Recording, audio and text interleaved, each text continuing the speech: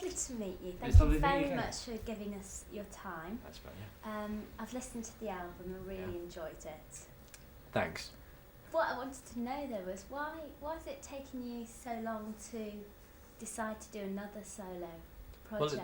Well, it's just opportunity, and commitment. Working so much with the brothers over the years and doing tours and records and things like that and writing, it's just really an opportunity and a window to do it. So I decided, woke up April of this year and thought, this is the time to do it, and just went ahead and did it. So what was the starting point? I'd read that a lot of people have been sending you tracks, and obviously over a long period of time everyone probably wants to offer you something, but well, it's normally we write all our own songs, so it's not something that I'm used to in actually going looking for songs. And I was looking for producers to begin with. I found Deacon, a young black producer from LA who's done Mary J. Blige and worked for Michael Jackson, and Michael Greaves here in London. And to get the gig, they'd actually presented songs to me that they'd written and produced, and I liked the songs that they'd done, and I really wanted to champion some of the new young songwriters today, so they could have more attention focused on them and bring to the fore. And so I thought, well, why don't I do them myself? So I recorded their songs as well as having them produced. it's amazing. Right. What did you gain from it? What did you learn from it? As someone with so much experience and a singer, you must have very high standards. So was it difficult for you dealing with other people's material? I think singing other people's material is kind of difficult because you're doing it in your way, the way you want to, and of course they want to hear it the way they wrote it. And I can from coming from that point of view, I can relate to it because that's something I've always done, and it's where the Bee Gees have songs recorded by lots of other people, so you're used to hearing other people express your music in a different way. But you get used to that, and of course being on the receiving end is a bit different, and of course then they'll say, sometimes you'll do something and they'll say, well, I didn't write it like that, but I like it. I like the way you're going with that. And but sometimes it's hard for them, but it worked out in the end. You have a very distinctive vocal, but the thing I thought on this record was that it was your distinctive sound, but it was with a much more sort of contemporary feel to it. Right. Where did that come from? Is that something you'd worked on? Well, the Bee Gees themselves have always been into R&B, soul, orientated music, black music, going way back. So it's not something new for me. In so much as it has the rap and the hip hop feel in the backtrack is something of more of a creative process that we came to decide in the studio. But basically the music, the actual essence of the music is still the same kind of music that I've always been doing with the Bee Gees. So I mean some of the sounds are different, but in the essence the music is the same. And you've come out with a very strong first single, Please. Yes. And again, you mentioned the sort of the rap intro and that sort of cool. R&B feel. And used in a nice way. Yeah. So tell me about how that track came together and how the essence. Well, that was Michael Greaves who presented that track to me, and of course it was a Torch song original. I kind of like Torch songs, and it's something that I find that songs that are emotionally based, charged songs are songs that I can actually sing, and be able to relate to very, very easily, and in what a lot of the Bee Gees songs do. And again, so it was the essence of all of these things, plus the soul quality, which I think more should be made of in today's music as well, that really attracted me. So those were really the essences of what really pulled me into it. And looking at the album as a whole, did you have a mood and a feel very much in your mind when you started out? And how did you shape it? Because when you listen to it, it is a strong cohesive unit. Although, you've got the different, you move through it, but it stands together really well. It's very difficult to know at the beginning when you're making an album how the theme's going to run, because you hear a collection of songs, plus songs that you've also written yourself that you put on the album, that sometimes that you don't know if they're all going to work together. A lot of good stuff you never really know at the time how it's all going to work when it comes together. You just see individual songs and you think, oh, I want to do that because I like it and I think it's going to work. and it's just by accident sometimes that they'll work together, and you've got something. You chose to rewrite a couple of tracks on this. Why in particular those tracks, and what do you think you've gained second time round? For example, Wish You Were Here or Lonely Night. Well, Wish You Were Here, I had a chance to express myself. This was a dedication song to Andy, our brother, who died 14 years ago, and originally recorded on one of the previous, on one of the prior BG albums, and I really did that in my own way, really just to express it in my way, and the way I would sing it today. The other song was Another Long Night in New York, which is off one of the original solo albums that I did quite a few years ago, and turned that more into a dance song. It was actually originally a ballad, now it's dance. Yeah, it's definitely got sort of a... It's not got disco, but it's definitely up there. Yeah, it's much more... it's a faster dance, yeah.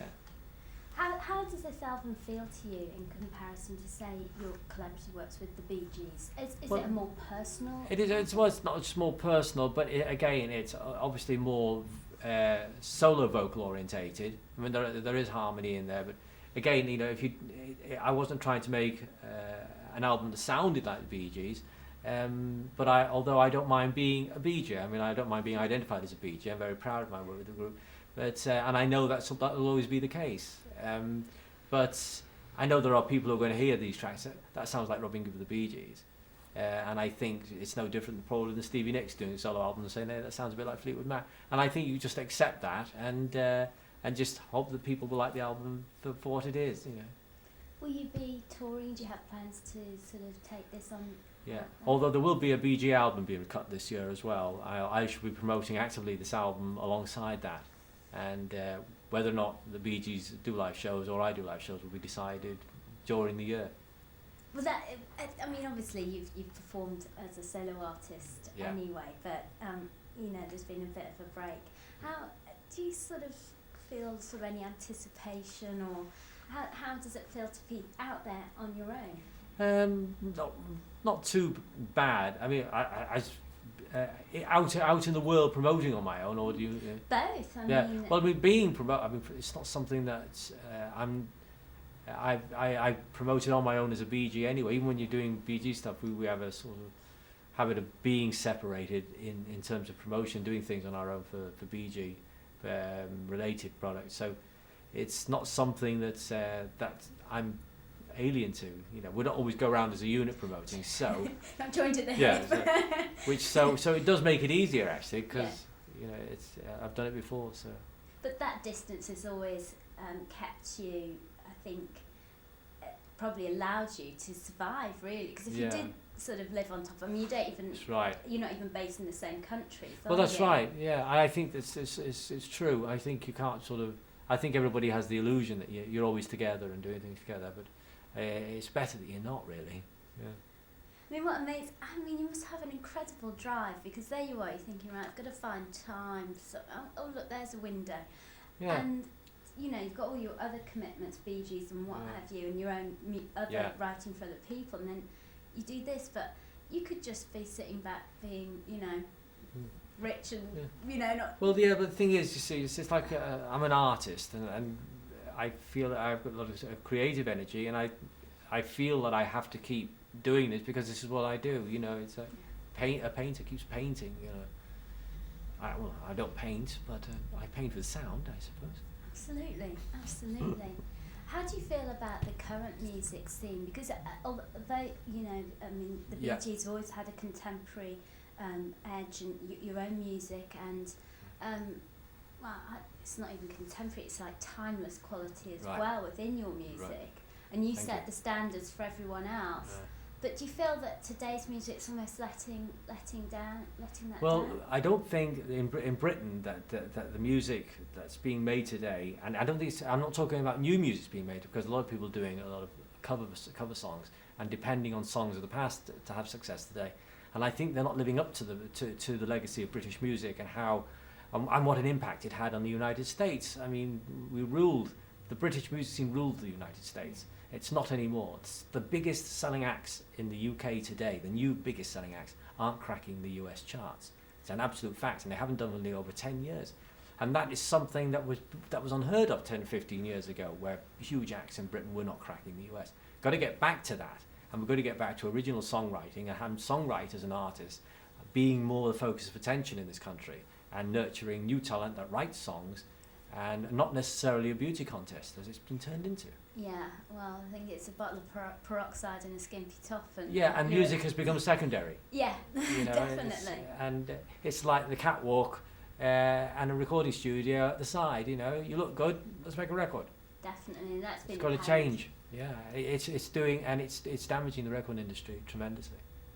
It's true, but that aside, that there must be certain people who have inspired you, and you think, yeah, that's. Oh yeah, I mean, there's always going to be. The new young black artists are tremendous, and they are always going to be inspiration because they're not afraid to break ground, and they're out there. But what they need is they need more attention as well. You know, they need to be nurtured, and record companies need to focus on them as well and start taking chances with them and developing careers like they used to in the past.